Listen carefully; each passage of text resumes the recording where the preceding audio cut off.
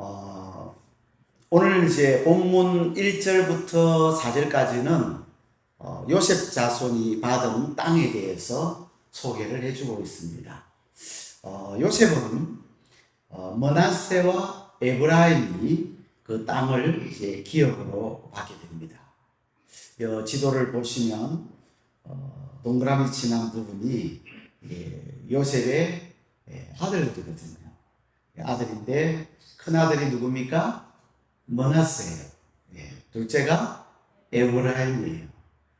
그래서 므낫세 땅과 에브라임 땅을 이렇게 구분해서 분배를 해주는. 오늘은 에브라임 땅을 먼저 분배해주는 그런 내용을 살펴보도록 하겠습니다. 원래는 요셉 지파도 한 지파의 분량의 땅을 받아야 합니다만, 그런데 두 지파의 분량으로 땅을 분배를 받습니다. 그러니까 다른 지파에 비해서 2배를 받은 것이죠. 그 이유가 있습니다. 창세기 48장 5절에 보면 요셉 야곱이 임종 직전에 아들 요셉이 왔다는 이야기를 듣고 힘을 내어서 침상에서 일어나 앉습니다. 그리고 요셉에게 축복을 해요. 뭐라고 축복을 하느냐 하면 5절 말씀 우리 같이 읽겠습니다. 내가 애굽으로 가서 내게 이르기 전에 애굽에서 네가 낳은 두 아들 에브라임과 므낫세는 내 것이라. 로벤과 시몬처럼 내 것이 될 것이요. 야곱이 요셉의 아버지잖아요. 야곱이 요셉의 두 아들 므낫세와 에브라임을 뭐라고 말하느냐 하면 자기 아들로 삼겠다라는 거예요. 사실은 손자들 아닙니까? 손자들을 자기 아들로 삼는다. 누구처럼 삼겠다 그래요? 로벤과 시몬. 야곱의 큰아들이 누구예요? 로벤이에요. 그 다음 둘째가 시몬인데 이 로벤과 시몬처럼 내 아들로 요셉의 아들을 내가 삼겠다. 이렇게 이야기를 하는 것입니다. 야곱에게는 12아들이 있었어요. 근데 그 12아들을 명하여 12지파로 세우는데, 그런데 땅을 분배할 때 보면 레위 지파에게 땅을 분배해줘야 안 해요? 안 합니다. 레위 지파는 특별히 하나님께서 구별하여 성막을 이렇게 섬기도록 그렇게 제사장의 역할도 하고 또 성막 일들을 감당하도록 그렇게 해서 레위 지파의 기업은 하나님이 직접 친히 하나님이 레위 지파의 기업이라고 성경에 말하고 있고, 그래서 레위 지파에게는 땅을 분배해 주지 않고 그들이 살아갈 수 있도록 그 가축이나 그리고 이제 목초지 정도로 이렇게 나누어주는 것을 볼 수가 있습니다.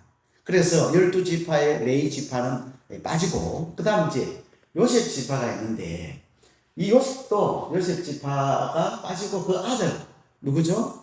므낫세와 에브라임, 이 두 아들이 지파로 들어가게 돼요. 그러니까 12지파에서 누구가 빠지냐 하면 레위 지파가 빠지고 요셉 지파가 빠지면서 요셉의 아들 두 아들이 지파로 들어가니까 12지파가 됩니까? 안 됩니까? 12지파가 되는 것이죠. 왜 그 요셉의 두 아들이 들어가게 됐느냐? 아까 조금 전에 봤던 것처럼 야곱이 그 두 손자들을 뭘로 삼아버려요? 아들로 삼으니까 그 12지파 속에 이 두 요셉의 아들이 지파로 들어가서 땅을 분배받게 되었다는 것을 알 수가 있습니다. 그래서 요셉 지파는 다른 지파에 비해서 2배의 땅을 얻게 됐는데, 그 이유는 요셉이 기근의 때에 자기 온 가족들을 살려내는 엄청난 일을 했기 때문에 특별히 그런 복을 받게 되었습니다. 이제 실제로 요셉 지파의 땅을 분배하는데 먼저 누구한테 분배를 하느냐? 아까 장자가 누구라 그랬어요? 므낫세예요. 그런데 땅 분배할 때 누구부터 주느냐 하면 에브라임 지파에게 먼저 땅을 분배를 해요. 장자는 므낫세인데, 그런데 차자부터 땅을 분배해 주었다라는 것은 하나님 나라의 영적인 원리라고 하는 것은 우리가 생각하는 것하고 다르죠. 우리가 앞에서 봤지만 먼저 야곱도 그 르우벤에게, 큰아들 르우벤에게 이제, 그러니까 여호수아가 12지파 중에 르우벤에게 땅을 분배를 해줘야 되는데 제일 먼저 분배해 준 지파가 어느 지파였습니까? 유다 지파였어요. 유다 지파. 유다 지파는 장자가 아니에요. 몇 번째 아들이냐면 네 번째 아들이거든요. 그러니까 하나님 나라의 원칙은 육신의 장자라고 복을 받는 게 아니더라.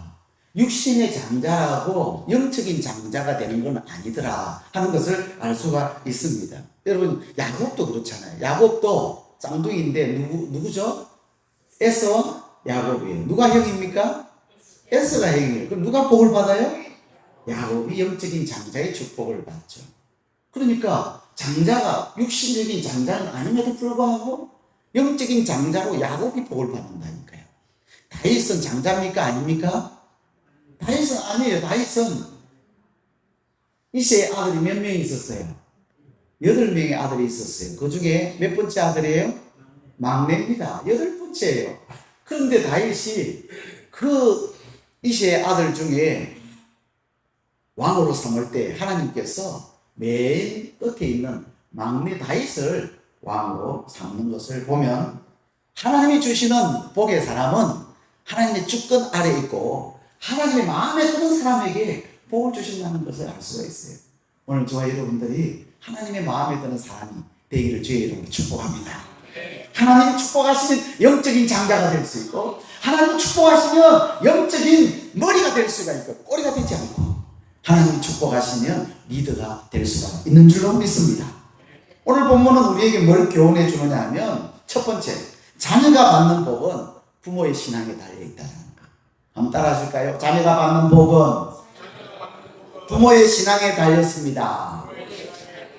네, 자녀가 복을 받는 것은 여기 부모의 신앙이라고 하는 여기는 어떤 의미도 있느냐 하면 믿음의 조상들의 신앙도 포함되는 거예요. 창세기 49장에 보면 야곱이 아들 요셉을 향하여 축복 기도를 하는 내용을 볼 수가 있는데 22절부터 26절까지의 내용인데 보시면 요셉은 무성한 가지고 샘 곁에 무성한 가지라. 샘 곁에 무성한 가지라고 하는 것은 번성의 축복을 주시겠다는 거예요. 번성의 축복. 그리고 그 가지가 뭘 넘었도다? 담을 넘었도다. 여러분 이게 잘 된 거예요? 못 된 거예요? 농사가 잘 된 거예요?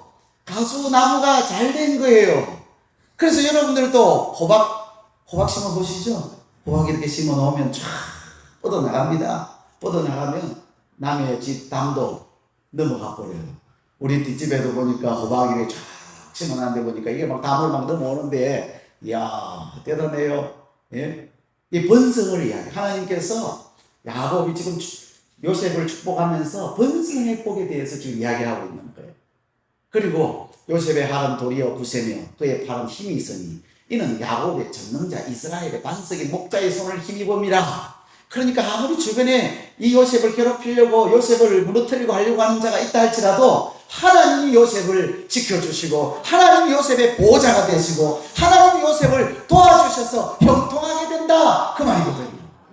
다음 성경 구절 보시면 내 아버지의 하나님께로 말미암나니 그랬잖아요.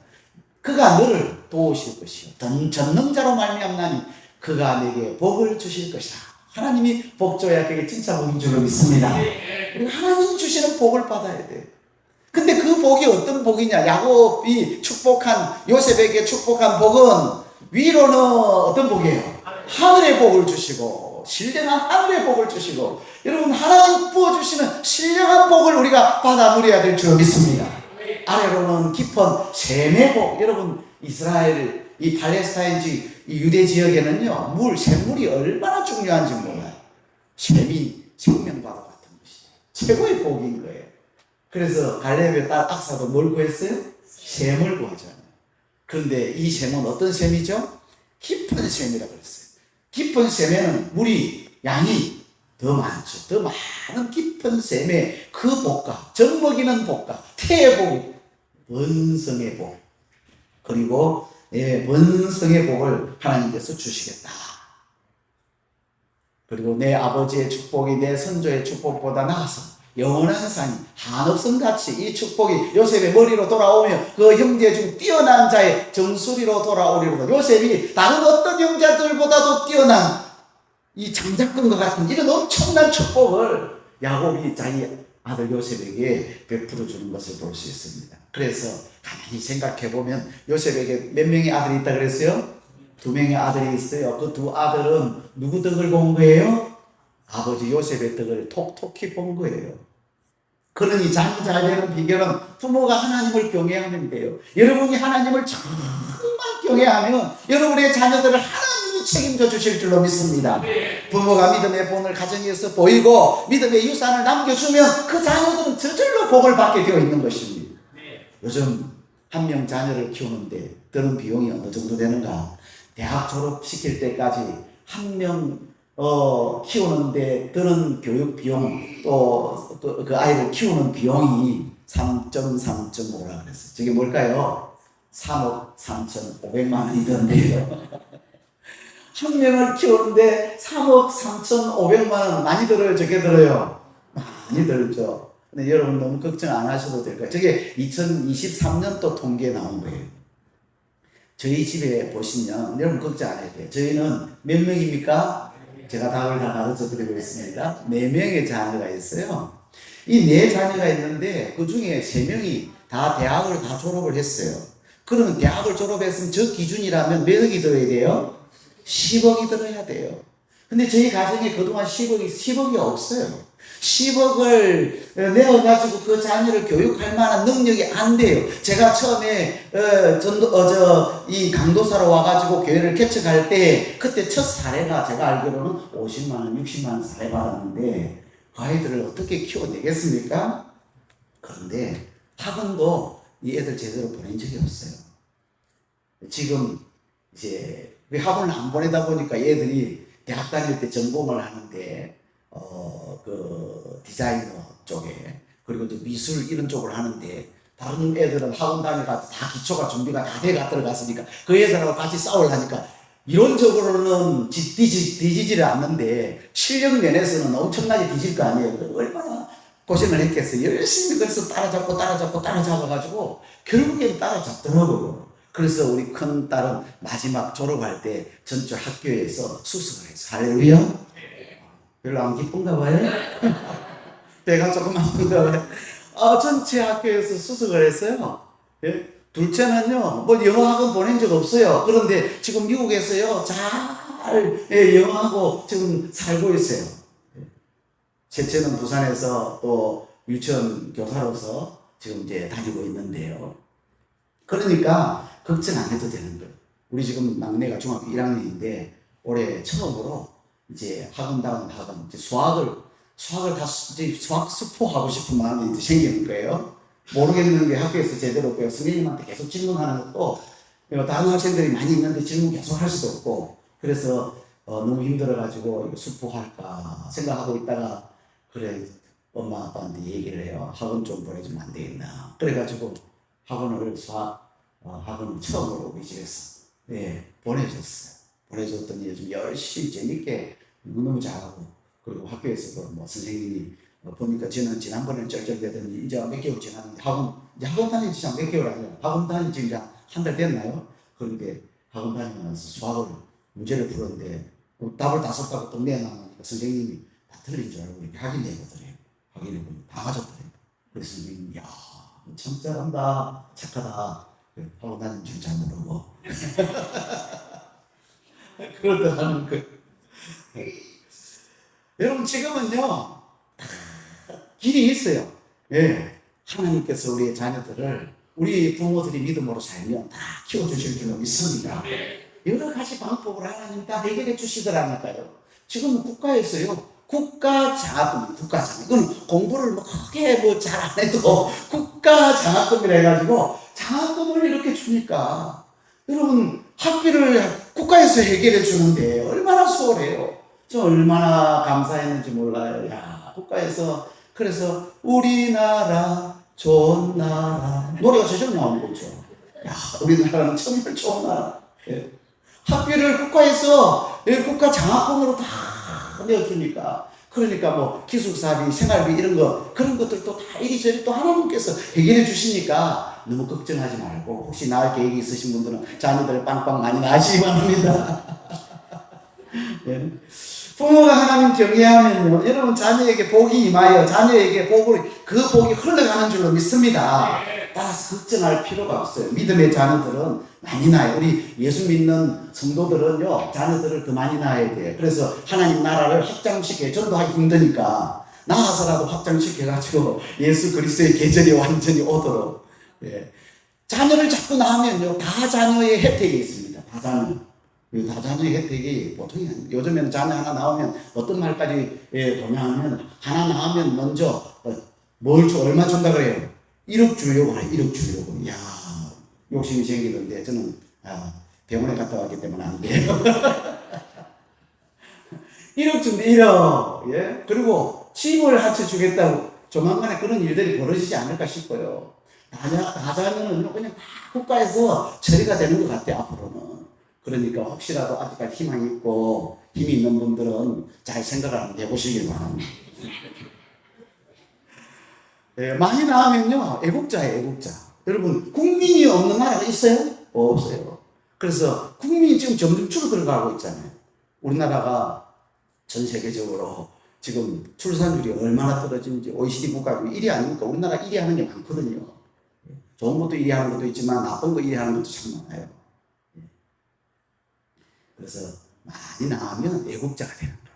나라를 살리는 사람이 되는 거예요. 창세기 48장에 보니까 요셉이 아버지 야곱에게 두 아들을 축복해 달라고 요구를 해요. 그래서 야곱이 요셉의 두 아들에게 축복 기도를 해줍니다. 그게 창세기 48장 이제 8절부터 20절까지 쭉 나오는데, 요셉이 오른손 쪽에 머나세 큰아들이잖아요. 그래서 아버지 앞에 갈 때 아버지 오른손이 머나세에게 올라가도록 딱 그쪽으로 데리고, 그리고 왼쪽에는 에브라임을 데리고 이렇게 쭉쭉 밀고 이렇게 가는데, 이제 아버지 야곱이 요셉의 두 아들을 위해서 축복 기도를 합니다. 다 우리 눈을 감고 기도합시다 하고 야곱이 기도를 합니다. 기도를 하는데, 기도를 할 때 손을 싹 바꿔 가지고 기도를 합니다. 이렇게 가야 큰아들이 오른손, 왼손이 에브라임인데, 그런데 기도를 할 때 야곱이 갑자기 무슨 마음이 받들었는지 싹 바꿔가지고 큰아들은 왼손, 작은아들은 오른손에 손을 놓고 축복 기도를 하는데, 요셉이 기도하다가 눈을 슬 떠보니까 아버지가 보니까 손을 바꿔서 기도하고 있는 거예요. 그러니까 요셉이 기분이 별로 안 좋았어요. 기쁘지가 않았어요. 그래서 기도하는 중에 아버지 손을 잡고, 아버지 이 손이 잘못됐습니다. 요렇게 해야 된다. 그러니까 아버지가 허락을 안 하는 거예요. 그러면서 하는 말이, 나도 안다. 내 아들아, 나도 안다. 그도 한 족속이 되며 그도 크게 되려니와 그의 아우가 그보다 큰 자가 되고 그의 자손이 여러 민족을 이루리라. 그렇게 말합니다. 결국 에브라임을 머나세보다도 앞세웠어요. 여러분, 야곱의 축복 기도로 인해서 요셉의 영적인 장자가 누가 됐습니까? 에브라임이 됐어요. 그래서 머나세보다 에브라임이 먼저 땅을 기업으로 분배를 받아요. 나중에 솔로몬 이후에 남과 북이 이스라엘이 나뉘어지잖아요. 두 나라로 쪼개집니다. 그때 남쪽은 유다 지파가 대표 지파가 되고, 북쪽 북이스라엘은 에브라임 지파가 대표 지파가 돼요. 여러분, 이 에브라임 지파는 가나안 중심부의 땅을 차지하게 됩니다. 가장 중요한 성읍들을 받았어요. 그래서 그 에브라임 지파가 받은 성읍 보면 실로라고, 실로에 성막을 설치했던 곳이잖아요. 아주 중요한 영적 의미가 있는 곳이에요. 그리고 그 에브라임 지파가 있는 땅은 여리고는 가나안 정복할 때 뭐예요? 첫 번째 성읍이잖아요. 그 견고한 성읍. 여리고를 무너뜨렸어야 이 가나안을 정복하는 건데, 그 첫 번째 성읍이 바로 그곳에 여리고성이 있으니까 상당한 영적 의미를 가지고 있는 성읍들을 가지고 있는 그런 지파가 이 에브라임 지파였어요. 이렇게 조상 야곱의 축복 기도로 에브라임이 복을 받았어요. 에브라임 지파. 여러분, 우리의 자녀들은 할아버지와 할머니, 부모의 기도를 먹고 산다는 것을 기억하시기 바랍니다. 부모가 기도를 많이 한 자녀들은 그 기도를 먹고 쑥쑥 자라는 거예요.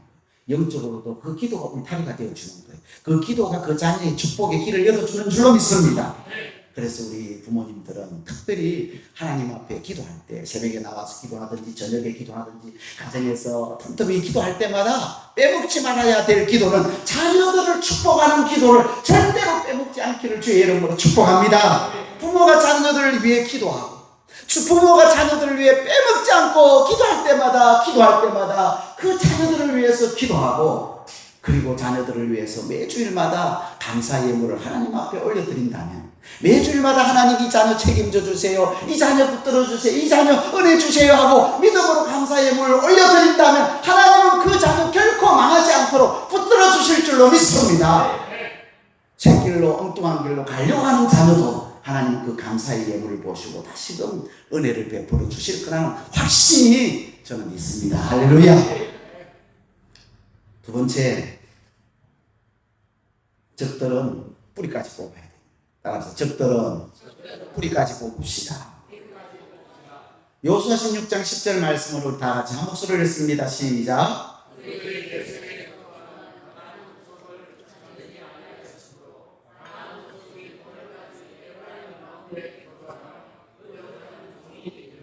아멘.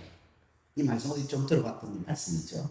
15장 63절에도 이와 비슷한 말씀, 거의 똑같은 말씀이 기록되어 있습니다. 그런데 16장 끝에도 이 말씀이 있단 말이죠.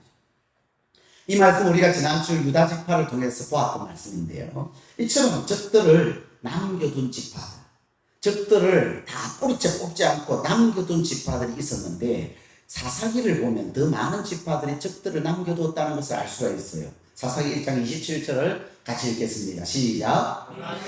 베산과 그에 딸린 마을들의 주민들, 다낙과 그에 딸린 마을들의 주민들, 돌과 그에 딸린 마을들의 주민과 이블람과 그에 딸린 마을들의 주민과 머깃도와 그에 딸린 마을들의 주민들을 쫓아내지 못하매 가나안 족속이 결심하고 그 땅에 거주하였더니. 30절 보겠습니다. 여기는 므낫세가 쫓아내지 못했다 그래요. 그 다음 스볼론, 시작. 스볼론은 기드론 주민과 나홀 주민을 쫓아내지 못하였으므로 가나안 족속이 그들 중에 거주하면서 노역을 하였더라. 32절 보겠습니다. 시작. 아셀의 족속이 그 땅의 주민 가나안 족속 가운데 거주하였으니 이는 그들을 쫓아내지 못함이었더라. 이 아셀 족속도 못 쫓아냈어요. 그 다음 33절 시작. 납달리는 베세메스 주민과 벳아낙 주민을 쫓아내지 못하고 그 땅의 주민 가나안 족속 가운데 거주하였으나 베세메스와 벳아낙 주민들이 그들에게 노역을 하였더라. 34절 35절 같이 읽습니다. 아모리 족속이 다음 자손을 산지로 몰아넣고 골짜기에 내려오기를 용납하지 아니하였으며 결심하고 베레스 산과 아야론과 사알빔에 거주하였더니 요셉의 가문의 힘이 강성함에 아모리 족속이 마침내는 노역을 하였으며. 아모리 족속이 강성해지니까 다른 지파는요 싸워보지도 못한 겁내고 도망쳐버렸어요. 저 산지로. 하나님이 함께 해주시면 다 점령할 수 있는데 다 점령 안 하고 남겨놓고 그래가지고 요셉의 가문의 힘이 강성해지니까 그 아모리 족속이 기가 죽어가지고 이스라엘 시키는 대로 노역을 했다. 종으로서 이렇게 노역을 했다. 이렇게 이야기하고 있습니다. 믿음의 싸움은 처음에도 잘 싸워야 되지만 중간에도 그 과정도 잘 싸워야 되고요. 마지막까지 잘 싸워야 돼요. 바울도 우리가 믿음의 선한 싸움을 싸울 때 달리기 경주에 비유했는데, 달리기 경주할 때 처음에만 잘 달리면 됩니까? 끝까지 잘 달려야 돼요. 끝까지. 그래서 바울이 뭐라고 했느냐면 디모데후서 4장 7절 같이 읽을까요? 시작. 나는 선한 싸움을 싸우고 나의 달려갈 길을 마치고 믿음을 지키고 끝까지 달려갈 길을 마치 땡 할 때까지, 종 마지막 땡 울릴 때까지 끝까지 달려가야 돼. 그래야 상을 받죠. 달리기. 신앙의 경주도요 끝까지 달려가야 되는 거예요. 옛날에 저희 아버님 이야기 한번 들었었는데, 우리 아버님이 운동을 잘 하세요. 그래서 제 자녀들도 좀 운동신경이 있거든요. 우리 아버님은 운동을 잘 해가지고 군에 갔을 때 그 당시 안정에서 저 바다 일 또 뭐 덜 농사일 뭐 온갖 것 다 하니까 근육이 아주 좋았어요. 우리 아버님 근육이요 엄청 좋았어요. 우리가 보니까 와 대단해. 그 근육을 가지고 군대를 늦게 갔거든요.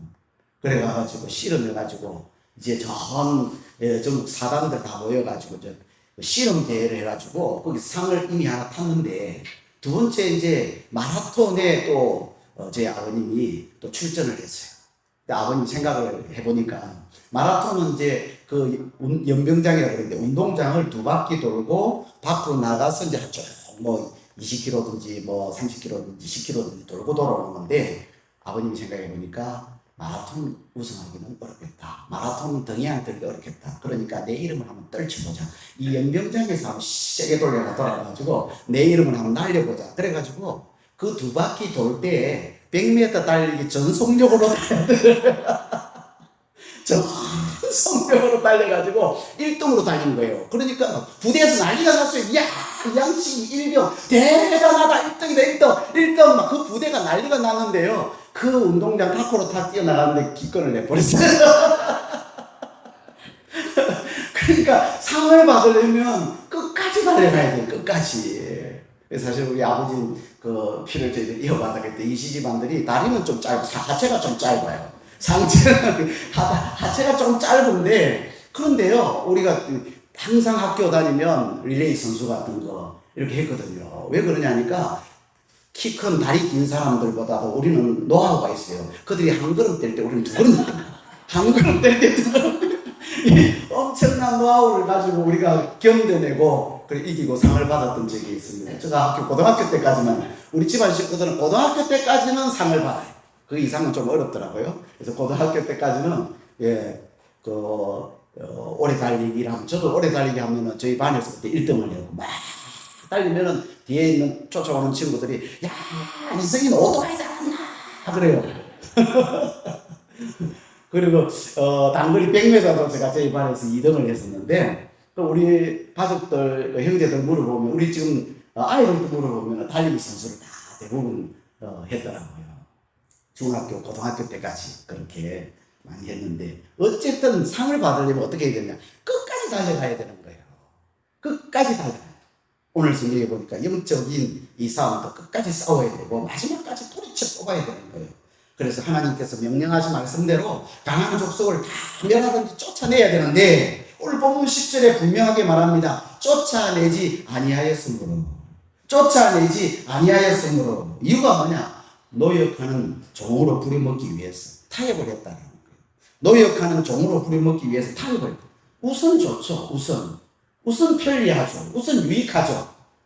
어찌 보면 자 여러분 그 가나안 족속도 다 진멸해야 되는데 남은 족속 뭐 불쌍한 생각이 들어서 하나님 말씀은 그냥 적혀놓고 저 불쌍한 사람들 살려주지 그냥 놔주지 참 착한 사람처럼 보여요. 인신 좋은 사람처럼 보여요. 마음 좋은 사람처럼 보여요.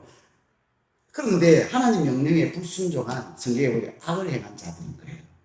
하나님 말씀에 불순종한 악을 행한 자들인 거예요. 절대로 그게 잘한 게 하나님 칭찬하지 않아요.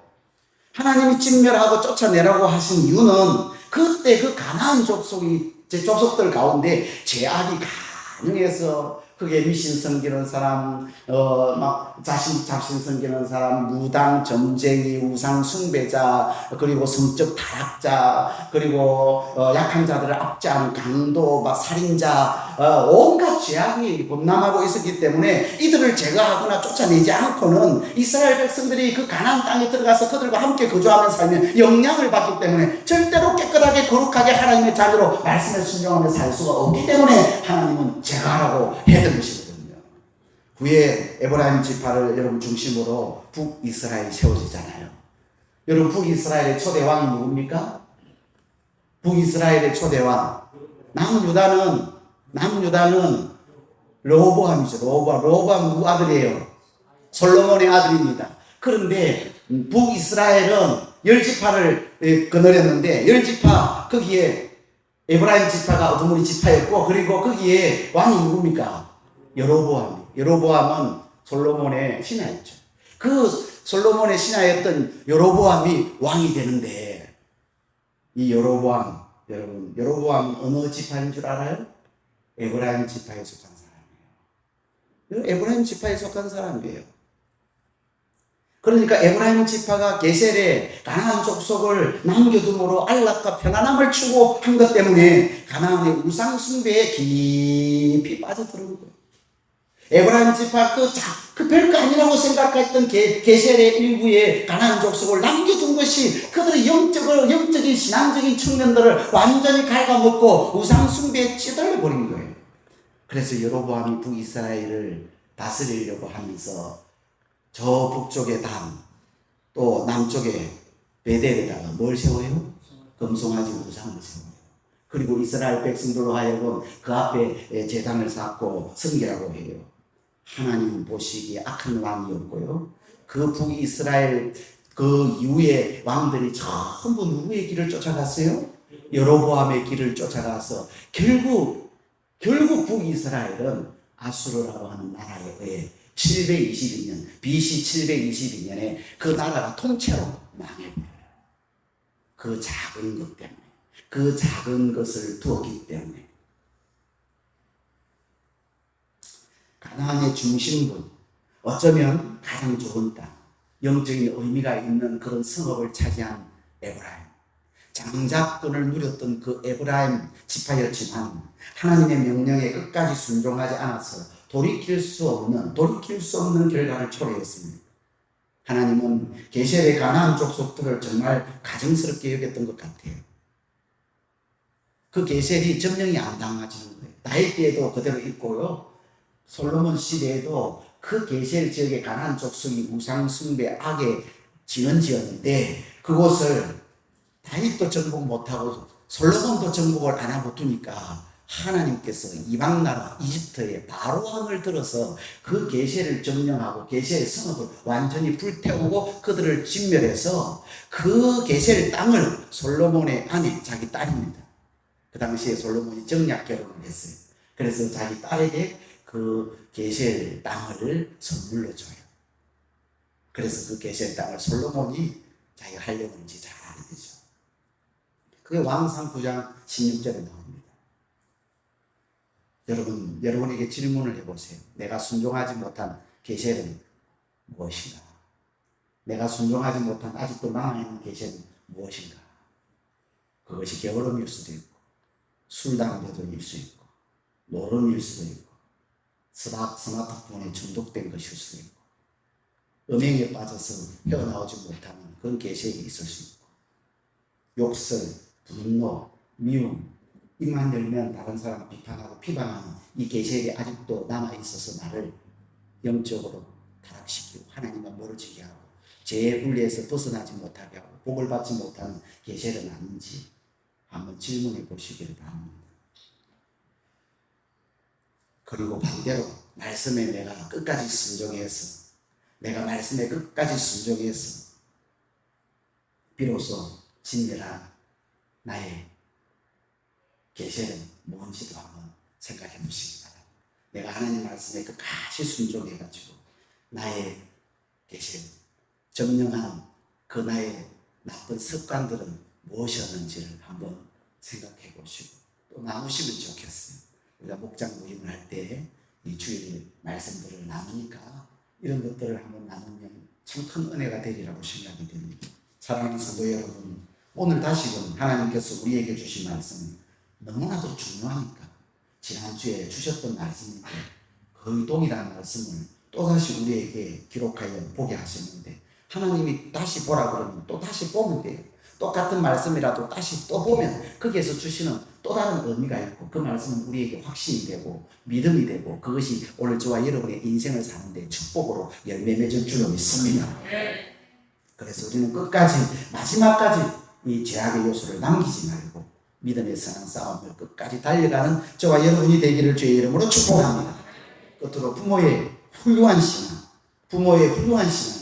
자녀들이 잘 되고 복받는 길임을 알고 부모들이 여호와를 경외하고 자녀들을 위하여 늘 매일처럼 축복 기도해 주는, 그래서 여러분의 자녀들이 큰 믿음으로 든든히 서가는 아름다운 가문을 세우는 우리 영접교회 모든 성도님들 되시기를 주님의 이름으로 축복합니다. 주신 말씀 생각하면서 우리 찬양, 나는 주님께 속한 자